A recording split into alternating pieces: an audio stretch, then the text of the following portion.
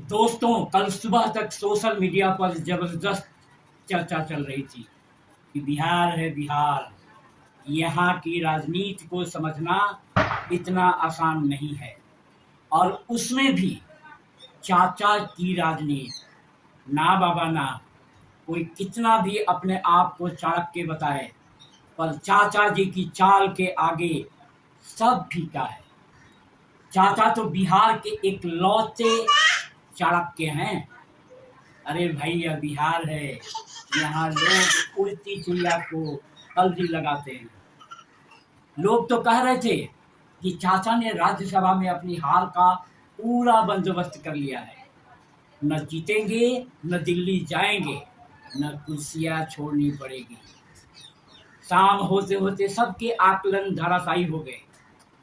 चाचा जीत गए या फिर जिता दिए गए, तो क्या बिहार की राजनीति का टाइगर अब बुढ़ा हो गया? क्या सुशासन बाबू की छवि अब सिर्फ एक राजनीतिक मिथक बन के रह गई है? और क्या दिल्ली वाले चाणक्य ने अपनी चालों में चाचा को फंसा लिया? दोस्तों, आज हम बात करेंगे एक ऐसे नेता की जिसने आंदोलन से शुरुआत की, सत्ता के शिखर तक पहुंचा और फिर बार बार पलटकर अपनी ही साख को दांव पर लगा दिया। ये कहानी है नीतीश कुमार की, सुशासन बाबू की, या फिर वो कह लीजिए कि पलटू चाचा की। दोस्तों, मैं रमाश्रय सिंह आपके अपने चैनल रमाश्रय वॉइस पर आप सबका स्वागत करता हूं। भाई लोग, अगर अभी तक चैनल को सब्सक्राइब नहीं किया है तो चैनल को सब्सक्राइब कर घंटी बजा दीजिए टन से। वीडियो को लाइक करना मत भूलिए और कमेंट में ताली दो या गाली, कुछ भी करो यारो, लेकिन कमेंट जरूर करो और वीडियो के अंत तक जरूर बने रहिएगा। मेरा मानना है, निंदक नियरे राखिए, आंगन कुटी छवाए।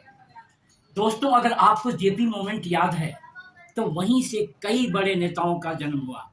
जयप्रकाश नारायण के नेतृत्व में शुरू हुआ यह आंदोलन भ्रष्टाचार और तानाशाही के खिलाफ था। इसी आंदोलन से निकले कुछ नाम: लालू प्रसाद यादव, रामविलास पासवान और नीतीश कुमार। उस समय नीतीश एक समाजवादी सोच वाले साफ छवि के नेता थे। दोस्तों, राजनीति में नीतीश कुमार का सफर आसान नहीं था। कई चुनाव हारे, लेकिन जमे रहे और धीरे धीरे अपनी पहचान बनाई। उन्होंने जॉर्ज फर्नांडिस के साथ मिलकर समता पार्टी बनाई।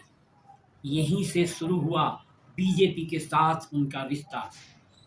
फिर एनडीए गठबंधन के तहत उन्होंने रेल मंत्री और कृषि मंत्री जैसे अहम पद संभाले। 2005 में बिहार की सत्ता में आते ही नीतीश कुमार ने एक नई छवि बनाई: डेवलपमेंट, गवर्नेंस। सड़कें बनी, कानून व्यवस्था सुधरी, लड़कियों के लिए साइकिल योजना बनाई गई। इसी दौर में उन्हें सुशासन बाबू कहा जाने लगा।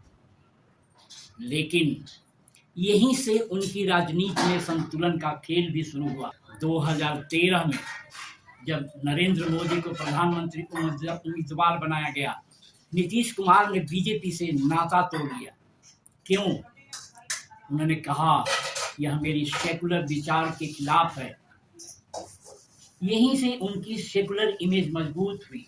2015 में नीतीश कुमार ने अपने पुराने विरोधी लालू प्रसाद यादव के साथ गठबंधन किया, बीजेपी को हराया, बड़ी जीत मिली।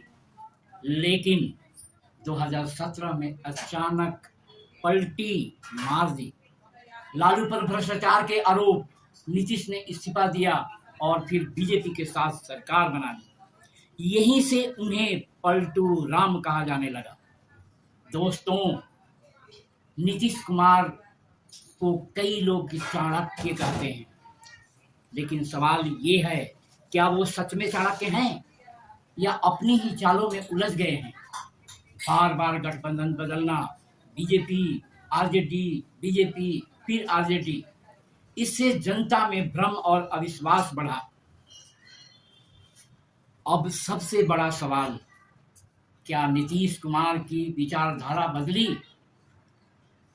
पहले आरएसएस और बीजेपी से दूरी, सेकुलर राजनीति का दावा, अब बीजेपी के साथ बार बार गठबंधन, आरएसएस के प्रभाव की चर्चा, राष्ट्रीय स्वयंसेवक संघ और बीजेपी की विचारधारा से नजदीकी में उनकी छवि को बदला। आलोचकों का कहना यह सत्ता की राजनीति है, विचारधारा नहीं। समर्थकों का कहना यह व्यवहारिक राजनीति है। लेकिन दोस्तों, नीतीश जी बिहार को आज जिस हालत में छोड़ के जा रहे हैं वह अच्छा नहीं है। बिहार में बुलडोजर राज शुरू हो गया है।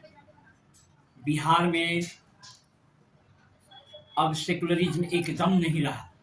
दोस्तों, आज नीतीश कुमार की सबसे बड़ी समस्या है क्रेडिबिलिटी क्राइसिस। जनता पूछ रही है, असली नीतीश कौन है? सेकुलर या अवसरवादी, चाणक्य या पलटू? उनकी टाइगर वाली छवि कमजोर पड़ी है।